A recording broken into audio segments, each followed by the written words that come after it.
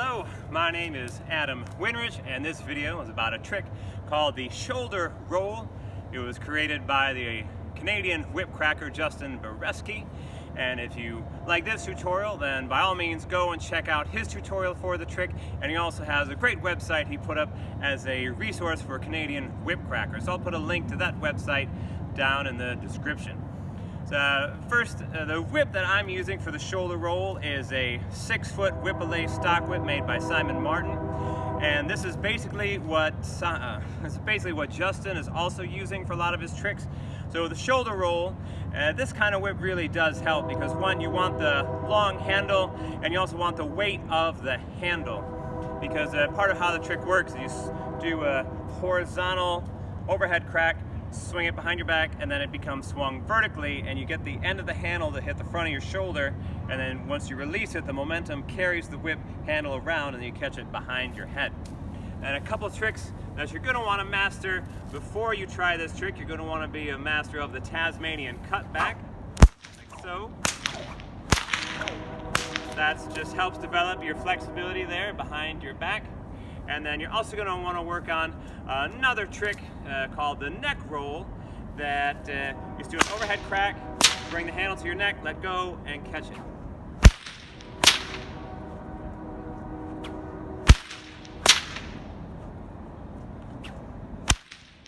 So the shoulder roll is a very similar concept. This neck roll is done horizontally, and the shoulder roll is done behind you vertically.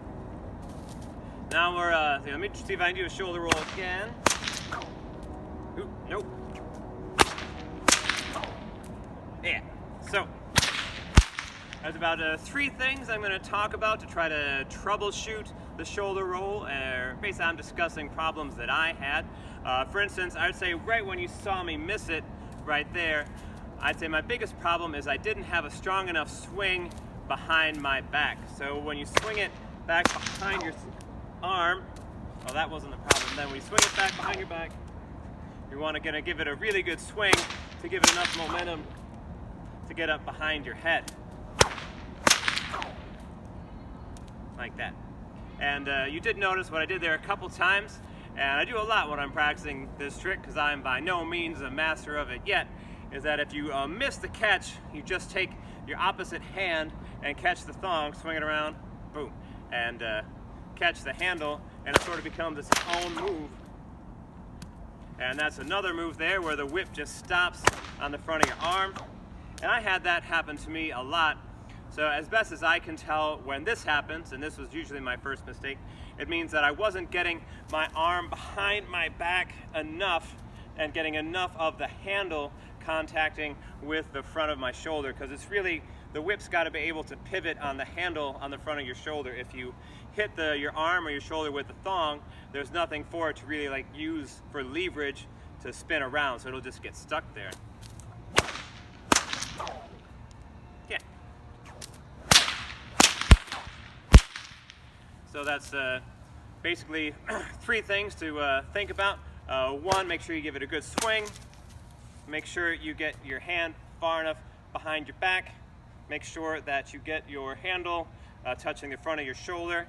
And another problem you may run into is that the handle whacks you in the side of the head.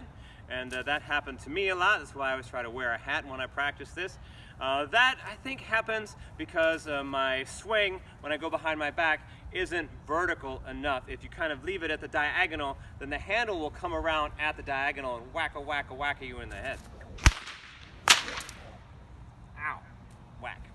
Just like that. Maybe I can do a good head whack from this angle. So you can see there, I kept the handle out here, and I was really keeping it at the diagonal. What I want is a vertical swing. Oop, that wasn't fast enough. Yeah. Close enough. And now I'm going to show you the shoulder roll from the 3 different angles in slow motion.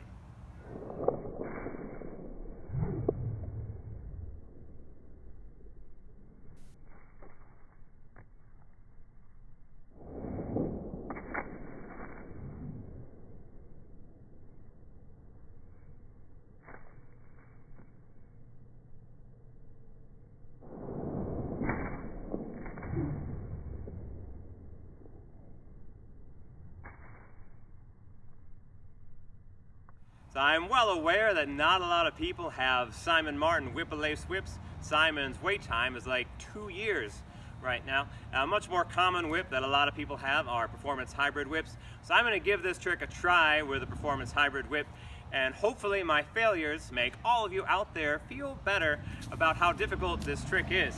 Or if you pick up your performance hybrid whip and you get it right away, don't tell me and make me feel bad about myself. Okay, let's see how close I can get.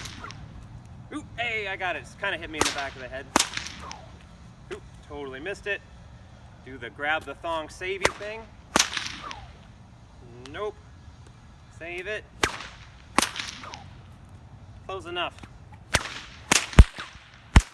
First rule of show business, or at least one of the rules of show business, always know when to get out, or know when to give up on a bit. And lastly, I'm going to try to do the shoulder roll with 2 whips.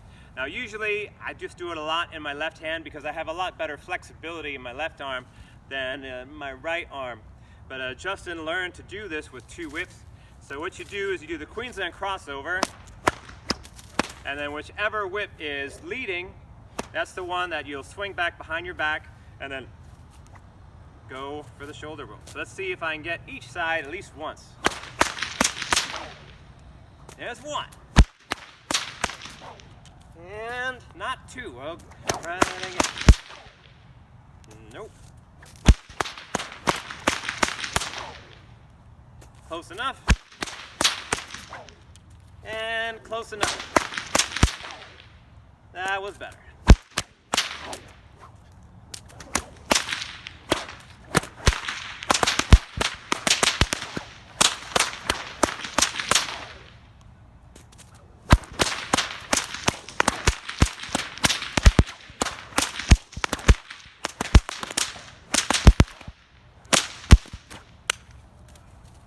Well, that was the shoulder roll by Justin Bereczki. Good luck to everyone out there trying to learn it. Again, my name is Adam Winrich. Thanks for watching.